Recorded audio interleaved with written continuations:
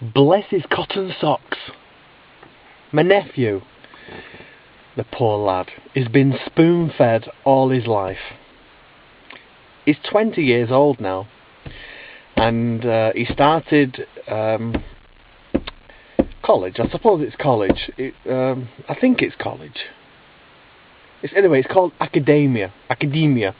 So if that helps, if you can translate what that is, please feel free, because it'll be the same in your country as it is in this country. So yeah, he's been spoon-fed all his life. He's a wonderful child. I have to say child because he's really not a man, because he's been spoon-fed by his mother, who adores him so much. So he's had so much sprinkling all his life. He can't really support himself, but she went to Sofia with him, and she found him a job. So he's working in the kitchen of a restaurant. He's learning to cook. He's already gone through school for cooking, so he's already got his diploma for that, but now he's got to have some practical. So he's learning. So he's earning some money to support himself while he's in Sofia, and without that, he's got no chance. He gets to sleep 3 hours a day, because the two guys that he shares a room with in the imagine a town that only children live in. Well, maybe that's normal for America. It's not in England. So he lives in this town that only young people live in, who are all studying, so he's learning to support himself. And the two guys that he's sharing the room with, they don't let him sleep. So when he comes home at 3:30 in the morning, he's in bed for 4 o'clock, and by 7 o'clock in the morning they're waking him up, because they're awake, and they start doing the gymnastics.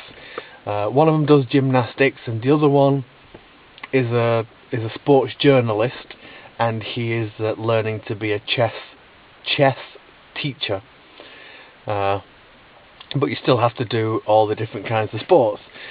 But he's been spoon-fed all his life. And what I want to make the point is, he never thought to charge his phone up before he left to come home.